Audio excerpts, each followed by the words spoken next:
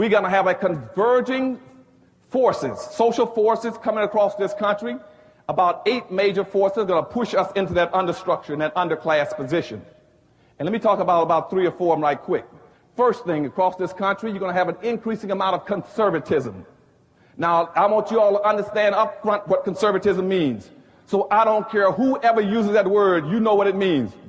Conservatism is a new code word for anti-blackism. Okay? Except now a conservative can stand right in your face and tell you and confess that he's a conservative, which means he is a racist and not tell you he's a racist. Racism, right now, we got racism all over America, and I can't find one racist. Because that's what conservatism means. Conservatism comes from the root word to conserve. To conserve means to hold on to what you've got, or those who ain't got, as my mother said in a 3rd grade deaf education, you ain't gonna get. That's what conservatism means. And it means nothing else. It means maintain the status quo. It means use every device that you have to give the pretense that what you see is normal.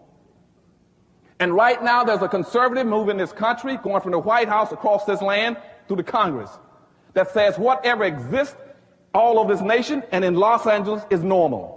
They want you to believe that it's normal to go out in Los Angeles and see all the drug abuse and all the crime, all the poverty, and all the suffering of black folk lying and sleeping on the streets, drugged out, doped out. They want you to believe that's normal. That's what conservatism means, maintain the status quo.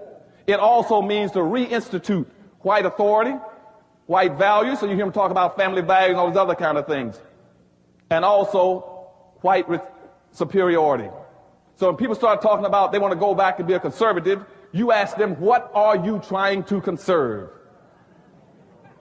When my people don't own anything and you own 100%, what have I got to conserve?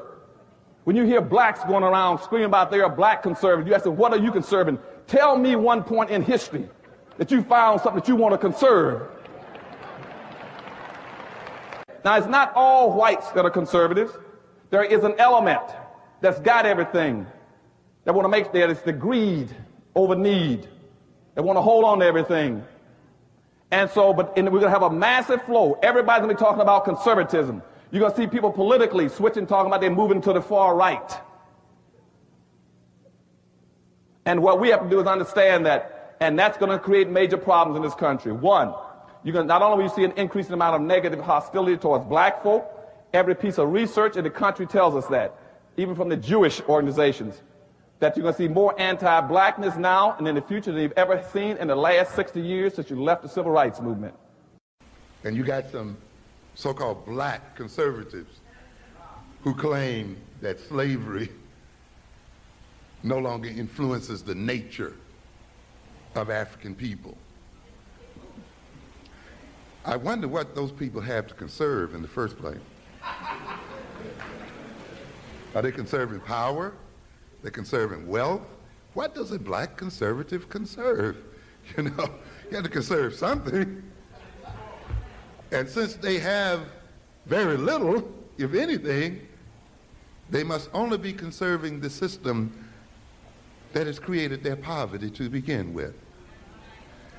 And you see them ultimately justifying the poverty of African people and justifying the political and social and economic subordination of African people in the name of some kind of higher principles. So slavery is not supposed, the experience of slavery is not supposed to be operating in the mentality of black folk. And you hear a lot of our youngsters will say that as well. How do you talk about slavery? That was back there. Or you know, whites talk about it. Well, you know, that was back there. We don't have anything to do with that anymore. You see. And it's an amazing situation because you have to remind them that you're still living off the interests of the wealth that your forefathers earned from slavery. You are still enjoying the accumulated wealth that began with the enslavement of our people. And if you're going to enjoy the wealth that was generated by evil, then you must take the curse that comes along with it.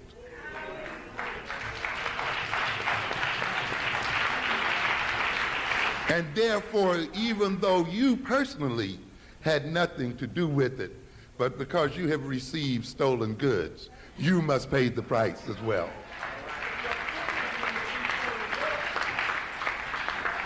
And because you fight and struggle to protect those stolen goods, and you defend them, and you organize your society and your relationship to my people to maintain them and to continue to enhance them, then you must pay the price. That's why you live in terror. That's why you're stabbed in these streets. That's why you're going to suffer no matter how good you are. No matter how liberal you are. Ladies and gentlemen, when we behave as adults, we must recognize that our behavior will be visited upon our children. And that our children pay for our misbehavior. As we say, an act does not end at the point of its occurrence. It continues to reverberate into the future and down across the generations. And that's why when you behave in a particular way, you have to think in terms of 7 generations from your behavior as to how what you're going to do is going to affect those generations later on. And even though those children may appear to be so-called innocent, they will still pay the price of your own misbehavior.